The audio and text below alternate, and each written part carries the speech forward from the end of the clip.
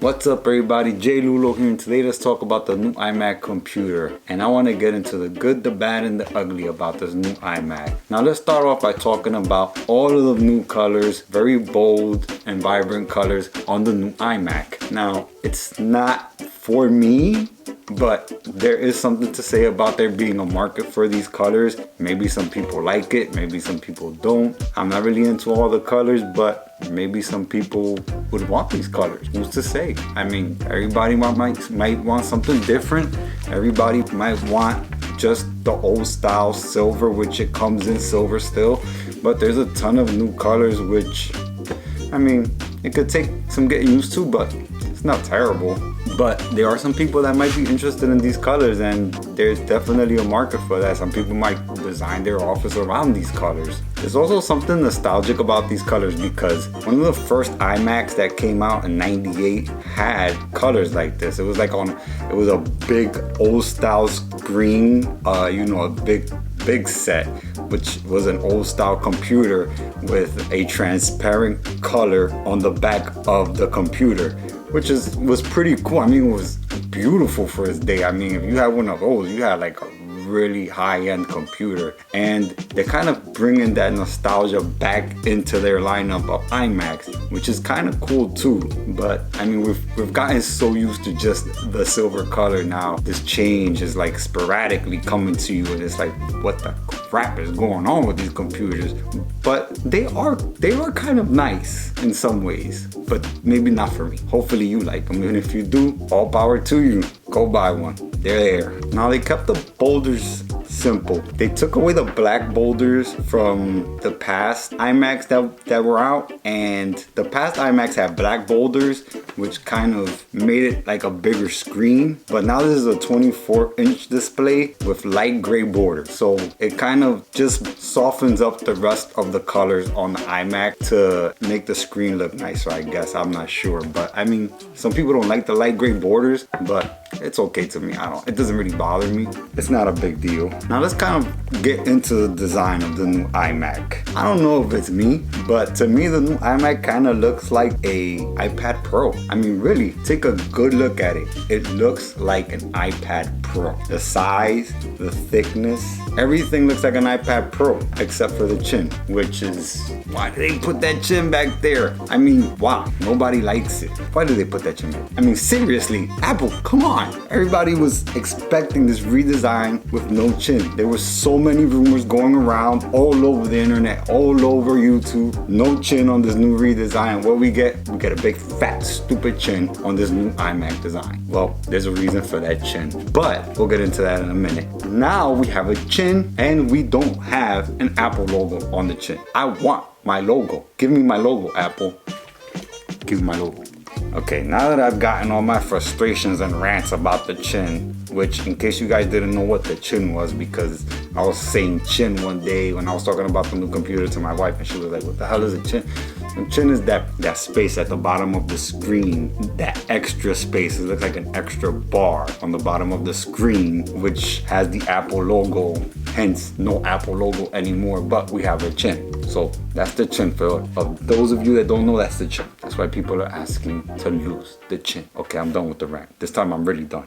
Okay, so one of the main aspects that made this redesign possible with Apple is the fact that Apple has a new M1 chip. Now the M1 chip was first introduced into the new MacBook Pro, and Apple has since then been transitioning or trying to transition all of their devices into this M1 chip system, and that is new in this new iMac.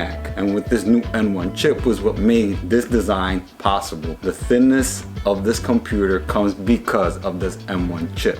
And with this new M1 chip, Apple was able to minimize the amount of space needed by removing the old Intel logic board and thermals and create the M1 chip, which took the CPU and the GPU and other components and built it into this M1 chip, which improved the performance across the system, minimizes the space needed. Apple is working on transitioning all of its computers into this new M1 system in the near future. This new iMac also comes with a 4.5K Retina display with a screen size of up to 24 inches, which is weird because my iMac is a 5K display.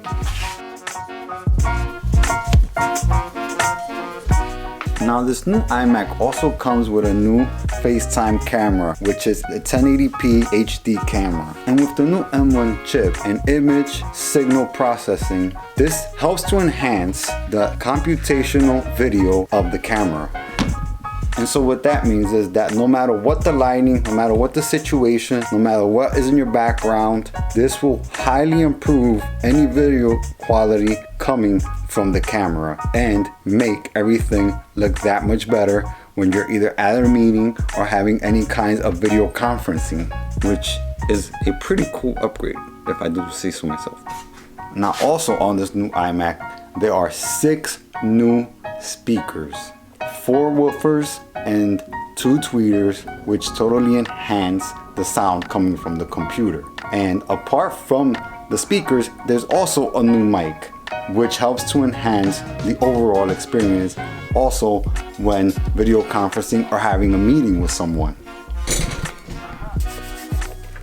Okay, now do you guys remember a couple years ago when Apple introduced the new iMac Pro to the scene? Well, remember when they took off the USB-A and the SD card slot to the MacBook Pro? Well, get ready, because Apple did it again. They removed it from this new iMac. They removed the USB-A and the SD card slot, which means, get ready for this. Now you're gonna have to go buy a hyperdrive so that you can be able to use an SD card or a USB-A flash drive. I mean, I don't know about you, but I have a lot of USB-A hard drives. And to make videos or take pictures, to be able to access these things on your computer, you need an SD card slot, which does not come on this computer. Now, it does come with 4 USB-C ports, and 2 of those USB-C ports are Thunderbolt ports, which are great, but you're telling me Apple couldn't have included an SD card slot maybe at the bottom where all the other components are? I mean, it fits there, or maybe have a bump out behind where those components are, where that stupid chin is still. Also with this new iMac, there is a new power connector. Now this new power connector attaches magnetically, and it also matches the color and scheme of the new iMac. And so now with this power connector, it also has a port. On the port is where you will find the new Ethernet port. Now, what bothers me is if they could have added the Ethernet port to the port of the connector, why they couldn't put an SD card slot there? You know what I'm saying? You could have fit an SD card slot there. That wasn't going to take up any space on the monitor. That wasn't going to bother anybody. I wouldn't mind. I mean, it's going to be on the floor, but I mean, at least I'll have the option to plug in an SD card. Better than not having anything. They could have even put the USB-A flash drive on there. I wouldn't have mind. At least have it there. But no. Okay. Anyway, and this is probably my favorite feature of all. I don't know why, but it is, and I'm pretty sure a lot of people have been waiting for something like this on an iMac for a long time, because it's been a long time coming. I mean, we've had Touch ID for how many years now? I mean, it came on the iPhone 4.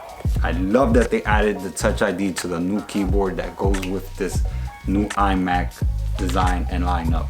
It's great, it's finally happened. Now, everybody's probably thinking, why not Face ID? Well, Apple doesn't do that. That's too much. Apple doesn't update their stuff like that. They don't update their computers and their devices like that. They small incremental updates.